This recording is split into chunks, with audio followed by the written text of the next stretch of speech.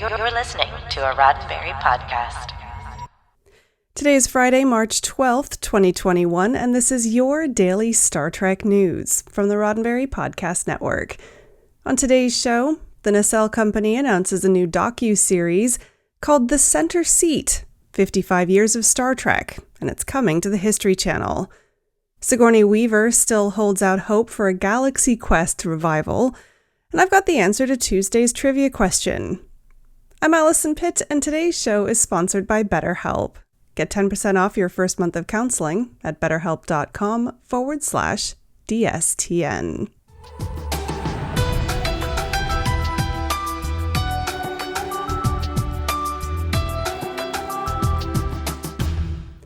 First up, a new docuseries about Star Trek is coming to the History Channel. An exclusive report from Deadline announced the news from growing production house the Nacelle Company. The Nacelle Company, who previously produced the Netflix series The Toys That Made Us and Down to Earth with Zac Efron, are creating an 8-episode limited documentary series called The Center Seat, 55 Years of Star Trek.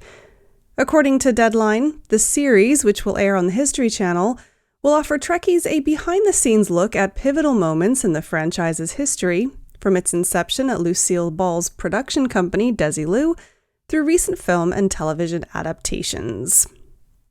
The Nacelle Company's founder and CEO, Brian Volk-Weiss, said of the series, "Star Trek, from before I was 10 years old, gave me the closest thing I have to a code to follow in my life. To say this is a passion project would be a tremendous understatement." Now, if the company's name sounds familiar to you, it should. Last month, we told you about their new podcast slate, one of which will be Who Do You Think You Are with Gates McFadden.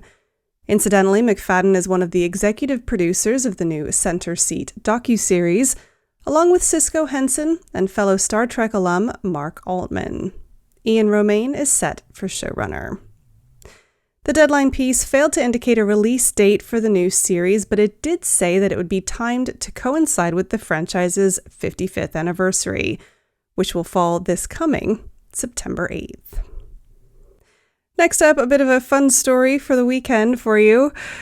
With all of the fantastic Star Trek films out there, there is one that has stood the test of time, continually shining above the rest as a fan favorite. Obviously, that film is Galaxy Quest. In a recent interview with Collider, Sigourney Weaver, who played Gwen DeMarco, aka Lieutenant Tawny Madison in the film, said that a revival of some kind is still a possibility. Whether or not that revival would be as a series or as a feature film, however, remains unclear. Back in 2015, Amazon Studios was planning to bring Galaxy Quest back as a series, but those plans were shelved after the tragic passing of co-star Alan Rickman in January of 2016. This past January, the film's star Tim Allen said that rebooting Galaxy Quest is frequently talked about, but is currently in a holding pattern. Now, Weaver's comments weren't any more definitive, but the actor does seem convinced that a potential reboot would take place as a series. "We lost the wonderful Alan Rickman unexpectedly, so that was put in mothballs," Weaver said of the planned series, adding, "But I think they're finally now reviving it." According to Weaver, a rebooted series would feature the original cast being brought into the series with another young cast. While Weaver admittedly doesn't know all the details, she said filming Galaxy Quest was a wonderful experience and believes the rest of the cast would be happy to participate in a revival, though she isn't sure when that might happen. Calling the late Alan Rickman irreplaceable eternally, Weaver said, "How they will find someone to play Alan's part, don't know, but I think that they have a very good idea of who to do it." And that's all we know at the moment, but we'll be sure to bring you the news of any developments when and if they do happen. And in the meantime, if you're in the mood for some officially licensed Galaxy Quest merchandise, you might also want to check out our exclusive announcement from earlier this week, with new Galaxy Quest t-shirts and giftware from Geek Destination Superstore, Forbidden Planet. Now, I've got the answer to Tuesday's trivia here in just a moment, but first, a word from our sponsor, BetterHelp. BetterHelp is an online counseling service that matches you with a licensed professional therapist, someone who you can connect to in a way that suits you. Here's how it works. When you sign up for BetterHelp, you'll fill out a questionnaire that helps them match you with someone who specializes in providing the care you need. Depression and anxiety, relationships, and anger issues are just some of the things that they can help you with. And of course, anything you share with your counselor is confidential. And it's convenient, too. When I joined BetterHelp, I joined on the web, but I downloaded their app, too, so I can message my counselor when it works for me. You can start living a happier life today. And as a daily Star Trek news listener, you can get 10% off your first month of BetterHelp by visiting betterhelp.com/DSTN. And that's help, HELP. Join over 1 million people who have taken charge of their mental health by visiting betterhelp.com/DSTN. That's HELP, betterhelp.com/DSTN.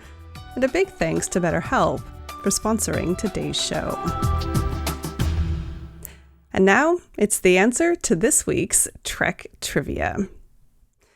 On Tuesday, I asked you, in Star Trek the Motion Picture, Voyager, in its quest to learn all that is learnable, ended up being a huge vessel whose limits reached far beyond the size of the original Voyager space probe.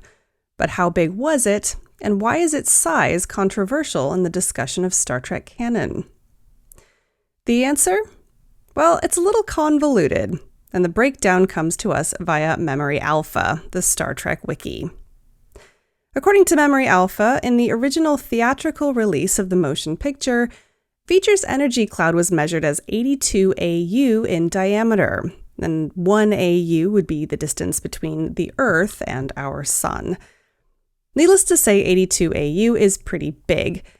According to NASA, Pluto, which is still the 9th planet as far as I'm concerned, is around 40 AU from the Sun, which would make Voyager's energy cloud bigger than the planetary reaches of our solar system. However, in the director's edition DVD of the film, through a clever audio trick, they shortened the size of the cloud to just 2 AU, which would make the cloud roughly the size of Earth's orbit. Memory Alpha points out that additional dialogue has established that both measurements could be correct by saying that Voyager's cloud dissipated as it entered our solar system, which sounds a bit convenient to me. Now, the size of the actual Voyager vessel is also a little unclear based on different references throughout the film and official novel adaptation. If that's the kind of thing that interests you, I can highly recommend the Voyager page on Memory Alpha for all of those machinations. The more I learn about Star Trek the Motion Picture, the more fascinating it gets. And you can tune in for more Trek trivia next Tuesday. Well, that's it for today's daily Star Trek news from the Roddenberry Podcast Network. Don't forget to check out the other great shows on the network at podcasts.roddenberry.com. Daily Star Trek News is produced by me, Alison Pitt, with selected stories by Chris Peterson. Today's show is sponsored by BetterHelp. Get 10% off your first month of counseling at betterhelp.com/DSTN. Finally, please make sure that you're signed up for the Daily Star Trek newsletter at dailystartreknews.com/contact. Get all the day's Star Trek news delivered straight to your inbox every weekday morning. I'm back on Monday with more of the Star Trek news you need to know. I'm Alison Pitt. Have a wonderful weekend, and live long and prosper. This is a Roddenberry podcast. For more great podcasts, visit podcast.roddenberry.com.